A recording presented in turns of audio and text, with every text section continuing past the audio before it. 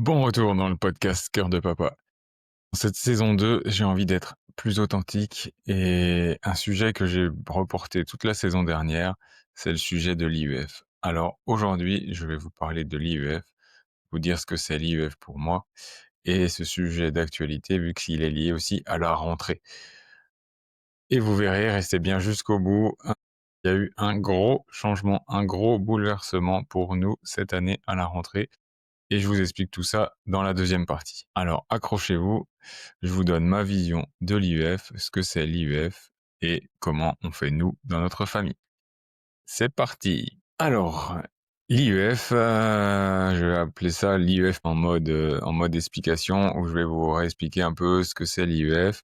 Donc l'IEF, instruction en famille, communément appelée école à la maison. Donc il n'y a pas de définition, en tout cas j'ai pas de définition académique de ce que c'est que l'IEF. Je vais vous donner ma définition et, ma vision, ma façon de penser de l'IEF. Donc l'IEF pour moi déjà c'est un droit. C'est un droit. Euh, on a le droit de faire l'IEF jusqu'à cette loi où ils ont compliqué ce droit, mais on a toujours ce droit-là. Et c'est tout simplement la possibilité d'être autonome dans l'apprentissage de ce qu'on veut que nos enfants apprennent et la possibilité surtout de s'adapter à leur rythme, à leur niveau, à leur envie, à leur élan. Voilà, s'adapter à la singularité de chaque enfant. C'est ça qui est super important pour moi dans l'IEF et reprendre un côté de l'autonomie. Euh, on fait pas des enfants pour les déléguer à une nounou, à une crèche et après à l'école. En tout cas, pas avant qu'ils, eux, aient émis le souhait d'y aller. Voilà, on essaye de sortir un peu du cadre et de se dire ah bah tout le monde fait comme ça, donc l'école c'est normal. Moi j'ai été à l'école, ça m'a pas tué, donc je mets mes enfants à l'école. On va essayer d'élargir un peu cette pensée. Et pour revenir sur le cadre légal, oui, l'IEF, c'est toujours possible, malgré la nouvelle loi de 2022, c'est toujours possible de faire l'IEF légalement. Mais c'est plus compliqué et on va voir ça ensemble. Petit rappel sur les chiffres. Là, je prends un petit peu mes notes. Il faut savoir que l'IEF, ça représente pas beaucoup d'enfants, voire très peu d'enfants. Et c'est pour ça que je ne comprends pas cette loi. Je vais vous détailler ça. 2017, donc on parle en année scolaire. 2017-2018, environ 41 000 enfants sur toute la France en IEF. 2019, ça augmente un petit peu à 50 000. 2019-2020, on monte à 55 000.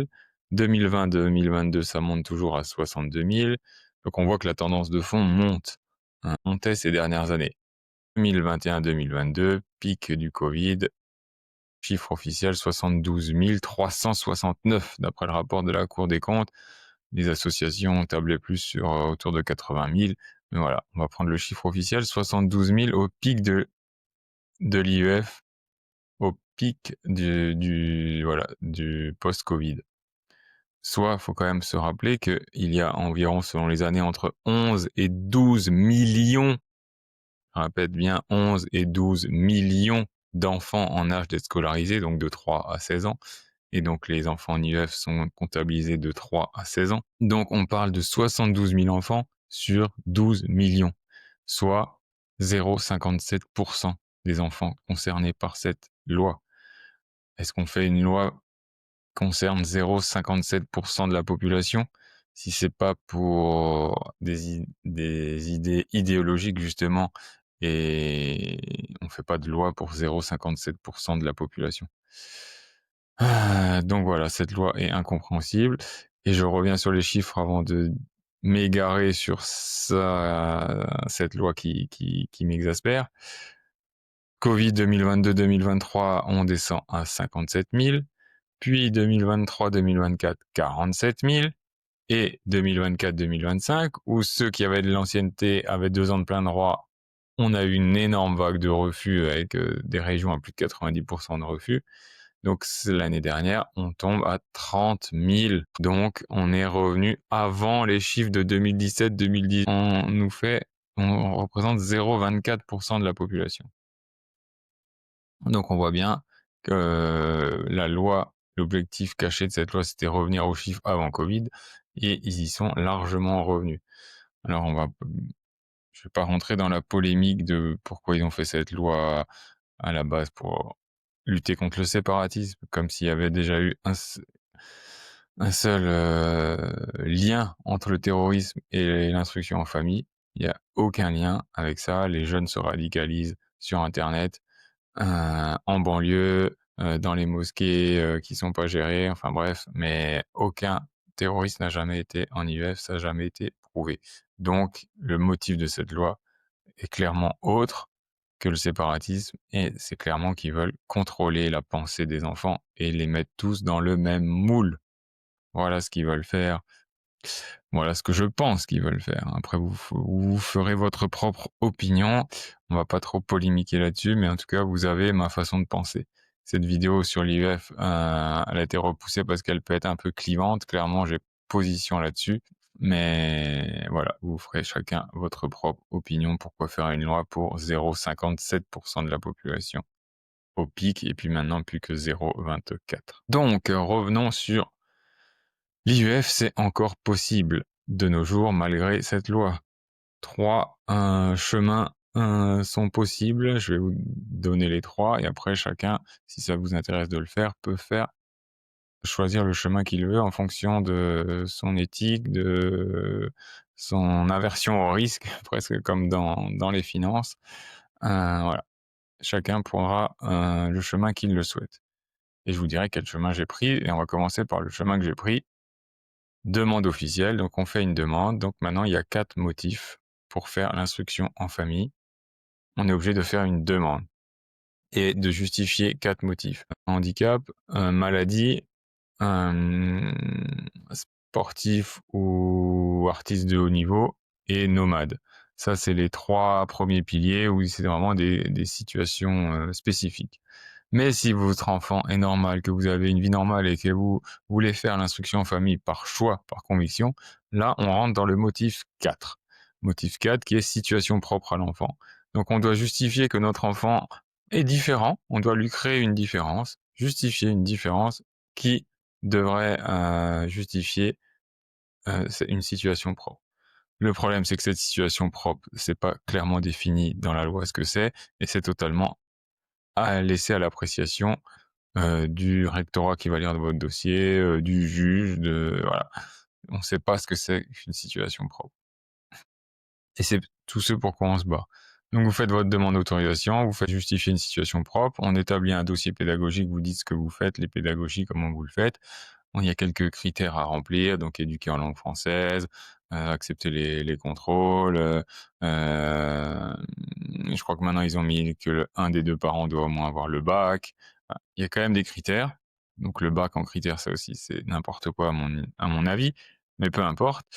On respecte tous ces critères sont respectés, ok, on fait le dossier, boum, on reçoit un refus parce que comment justifier d'une situation propre alors que eux-mêmes ne justifient pas ce que c'est qu'une situation propre d'un enfant de 3 ans qui rentre à l'école, vu que maintenant l'école est obligatoire à partir de 3 ans, première année de maternelle, qu'est-ce que tu justifies comme situation propre à ton enfant? Enfin bref. Donc ça, c'est le premier choix. Donc, quand on reçoit, si par chance on reçoit une acceptation, on est tranquille, mais que pour 1 an, vu que les demandes sont à renouveler tous les ans, à chaque année scolaire. C'est ça l'aberration du système. Ensuite, si on a un refus, là, on a un recours possible. On va au tribunal administratif. Il y a un rapport à faire, ou peut-être là, ils peuvent changer d'avis. On peut réexpliquer, redonner des arguments. Ensuite, on va au tribunal administratif. Et si on gagne pas au tribunal administratif, on peut encore faire appel. Et après, c'est toutes les procédures judiciaires. C'est le choix qu'on a fait. On est en cours pour l'année 2024-2025. En procès, on a perdu, on a fait appel.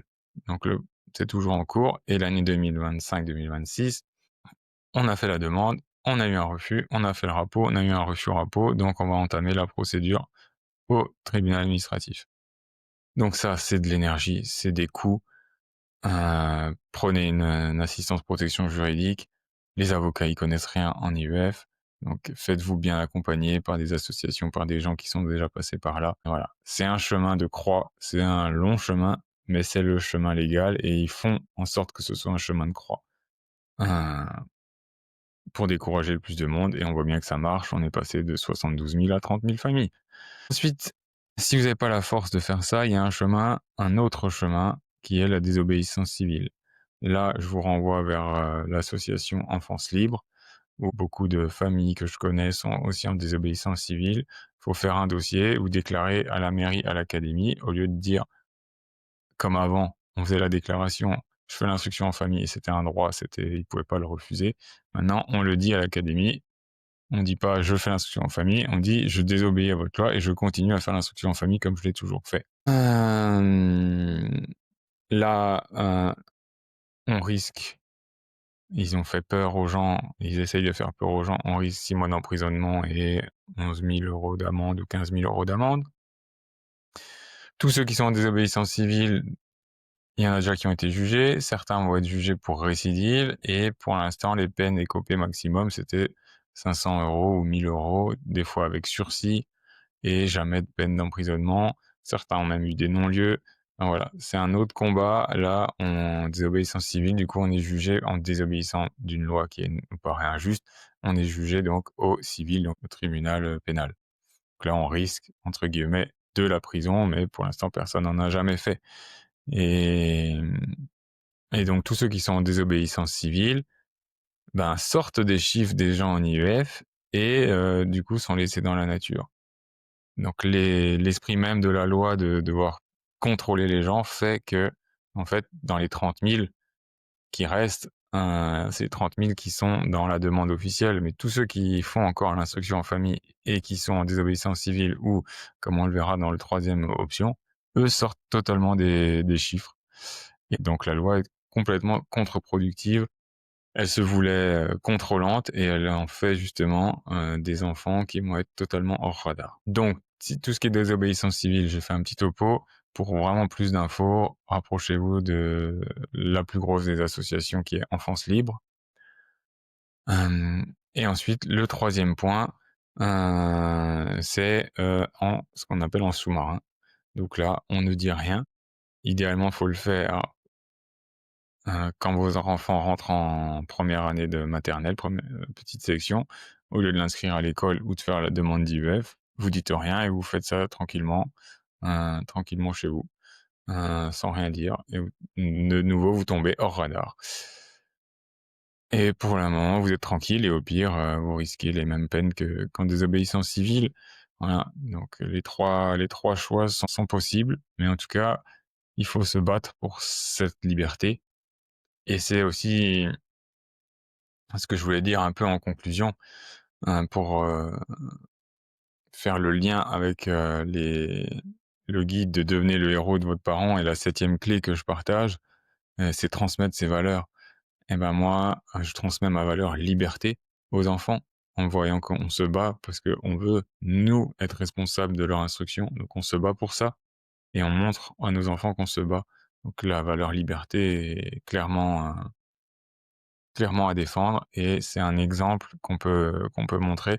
Essayer de toujours tirer du positif de chaque expérience et voilà, on va montrer à nos enfants qu'on se bat pour ça. Si eux, ils veulent rester à la maison, c'est pas parce que la loi nous dit qu'on peut pas le faire, ben, on dit on n'est pas d'accord avec cette loi par les 3 points que j'ai évoqués juste précédemment. Donc voilà, la liberté, valeur fondamentale, que moi je veux transmettre à mes enfants et ça fait partie de ça. Après, je voudrais, avant de passer à la partie rentrée et vous annoncer le gros changement qu'il y a eu, je voudrais faire un point qu'il y a pas de j'ai pris conscience aussi de tous les aspects négatifs du dualisme. Il y a pas de: «Ah bah, ceux qui font l'IEF, ils sont mieux que ceux qui mettent à l'école. C'est mieux de mettre à l'école que l'IEF». Chacun fait en fonction de ses connaissances, déjà. C'est pour ça que je fais ce podcast pour vous donner un peu plus la vision de l'IEF, de ses moyens, de ses envies, des siennes et de ceux de ses enfants. Ben voilà, tout ça, c'est un package. Ben voilà, il y a des écoles alternatives qui sont super, il y a des écoles publiques qui sont super. Ça dépend beaucoup de l'enseignant dans le public, mais voilà, il y a des alternatives et il n'y a pas de l'IEF, c'est mieux. Jamais je dirais l'IEF, c'est mieux que l'école. J'ai mes convictions personnelles Il y a certaines choses qui sont mieux que certaines choses qui sont moins bien, mais globalement, il y a pas de dualité. C'est pas les enfants en IEF contre les enfants, scolarisés. Il y a une diversité de choix et chacun va piocher et fait ce qu'il veut en fonction de ses valeurs, de sa conscience et de son niveau d'information. Donc voilà, ce petit préambule est fait. Hem Et maintenant, la partie 3, je vais vous raconter un petit peu ma rentrée. Donc, comme je vous le disais, donc on a refait les demandes d'IEF pour l'année 2025-26 là. On refusait, donc on repart dans la procédure. Et là, au moment où j'enregistre la vidéo, on est le 10 septembre. La rentrée, c'était le 2, le 3 ou le 4, je sais plus. Heu et là, Benjamin, ce week-end, il nous dit, donc Benjamin, c'est mon aîné, il nous dit: «Ah, j'aimerais bien aller à l'école». Mon aîné, il a 10 ans, il rentrerait normalement en CM2. Parce que, bah, l'IEF, c'est super bien aussi quand on le fait, qu'on a, une communauté, qu'on n'est pas tout seul à le faire, que les enfants voient d'autres mondes, qu'on puisse se regrouper avec d'autres familles, échanger sur les sorties, les activités. Enfin voilà, c'est ça la force de l'IEF aussi, c'est le groupe. Et Benjamin, à 10 ans, se retrouvait souvent, enfin tout le temps même, dans notre groupe le plus grand des enfants. Et heu et ça commençait un petit peu à le peser. Il voulait plus d'enfants de son âge et il nous a mis ce choix. Donc là, la rentrée est déjà faite, nous on n'est pas prêts psychologiquement, mais bon, ses envies, ses demandes et boum, le lundi, on appelle l'école: «Est-ce que c'est possible?» Grosse peur parce que l'école, elle nous plaisait pas. On avait déjà fait un test, l'année dernière justement quand la loi était passée, qu'on était sûr d'avoir un refus. On s'est dit: «Bon, on va essayer quand même de les adapter». On avait fait une journée d'essai à l'école qui s'était bien passée, mais voilà, l'école, ça nous avait pas plu. C'était une grosse école, les cours bétonnés, un sens de circulation, des protocoles covid ultra stricts, le numérique qui rentre aussi beaucoup à l'école, où il y aurait peut-être à redire aussi là-dessus. Des classes, quand même vachement chargées. Là, ils sont 24 dans la classe, 23 je crois. Ça va encore, mais bon, il y a des classes où ils étaient 28-30. Donc voilà, une grosse école. Il y avait encore les récrés alternés quand on avait fait l'école, ils sortaient pas tous en même temps. Enfin, c'était plein de petits détails qui nous dérangeaient. Mais bon, il fait son choix, il veut aller à l'école, on appelle l'école lundi, on fait le dossier, on va à la mairie, boum, boum, on remplit les dossiers, paf. Ouais, il peut venir déjà mardi. Il nous annonce ça samedi ou dimanche, boum, mardi, il est à l'école. Donc lui, c'était son choix, on le respecte, on va tout faire pour que ça se passe bien. J'ai rencontré le maître, il y a une réunion demain. Voilà, on essaye que tout se passe bien. Lui, il se sent prêt, la première journée s'est bien passée, mais gros chamboulement pour nous déjà. Faudrait que tout se passe bien, toutes nos peurs qui ressurgissent des dérives qu'on a pu évoquer sur l'école. Espérer que voilà, qu'ils s'intègrent bien, qu'ils apprennent bien, qu'ils soient au niveau. Enfin voilà, on a plein de peurs qui arrivent. Ça change complètement l'organisation parce que faut l'emmener. Donc là, et on va voir, il y a le bus qui passe devant, mais il y a pas le bus entre midi et 2, donc il faudra quand même le chercher entre midi et la cantine, ça coûte quand même cher. Enfin voilà, il y a plein de chamboulements pour cette rentrée. Complètement chamboulée avec les activités en plus, les filles qui changent de groupe, donc Beryl va pouvoir faire jusqu'à 4 cours de danse, faut qu'elle choisisse ses cours de danse, plus le judo, plus le foot, pour Ben. Voilà, ça la rentrée est complètement chamboulée avec cette décision. Nos certitudes, nos valeurs sont aussi remis un peu en question, mais voilà, on s'adapte, on respecte toujours le choix de l'enfant, on n'est pas contre l'école et voilà, il voulait y aller avant le collège, pour être prêt et connaître un peu l'école avant le collège. Donc voilà, en tout cas lui il est prêt à y aller en bus tout seul, il attend que ça, il voudrait même aller à la cantine, pour être plus avec ses copains déjà. Donc je pense que niveau intégration, ça va bien se passer. Après niveau instruction, éducation, voilà, là j'ai encore un peu de réserve, mais on verra avec le temps, on va surveiller tout ça et on verra comment ça va se passer. Donc voilà, accompagner sans imposer, heu, lâcher prise et faire confiance, ça c'est aussi des thèmes et des valeurs que voilà, qu'on peut transmettre, savoir qu'il a le droit de changer d'avis. Donc là, il a changé d'avis en voulant aller à l'école. et ben, il aura le droit, si ça se passe mal, de revenir en instruction en famille. En tout cas, nous, on le prendra avec nous avec plaisir. Garder le cap sur les valeurs malgré les imprévus, s'adapter. Voilà, on montre tout ça à nos enfants et on en fait des enfants épanouis, le plus libres possible, qui peuvent s'écouter et faire ce qu'ils sentent au fond d'eux qu'ils ont envie de faire. Il a envie de tester l'école, ben on va tester l'école et on verra. Donc pour conclure, l'IEF, ça c'est vraiment un message que je veux passer, ça reste possible de le faire en France en 2025-2026 et pour toutes les autres années, ce n'est pas interdit. Il y en a beaucoup qui pensent: «Ah bah c'est interdit maintenant, on peut plus le faire». Non, c'est compliqué, oui, mais on peut y arriver et j'espère que mon témoignage, ira dans ce sens-là, vous aidera. Si vous avez des questions, des choses un peu plus spécifiques que vous voulez creuser sur une demande, n'hésitez pas à m'envoyer un petit message, en commentaire ou par mail. Vous retrouvez mon mail, partout dans le lien.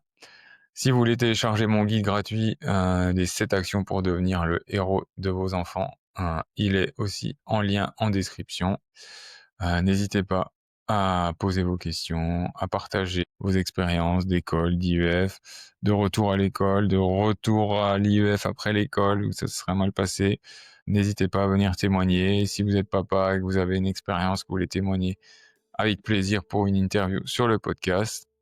On reste en contact. Il y a plein de choses qui arrivent cette année. Je vais me former à plein de choses pour vous accompagner le plus possible, faire des épisodes qui vous apportent de l'information et j'espère un peu de valeur. Et on se retrouvera très bientôt. Abonnez-vous, likez, commentez comme d'habitude. Et à la semaine prochaine pour un nouvel épisode. Ciao! Merci d'avoir écouté cet épisode de Cœur de Papa. Une des personnes qui m'inspire, c'est Pierre Rabhi, avec la légende du colibri. Chacun fait sa part.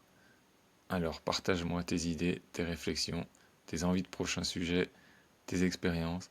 C'est ta manière à toi d'apporter ta goutte d'eau à cette aventure. Et si ce podcast t'a plu, n'hésite pas à lui donner une note 5 étoiles et à laisser un commentaire. Tes retours sont précieux. Ils nous aident à faire grandir cette communauté de pères engagés. On se retrouve très bientôt pour un nouvel épisode. D'ici là, prends soin de toi et de ceux que tu aimes. Ciao!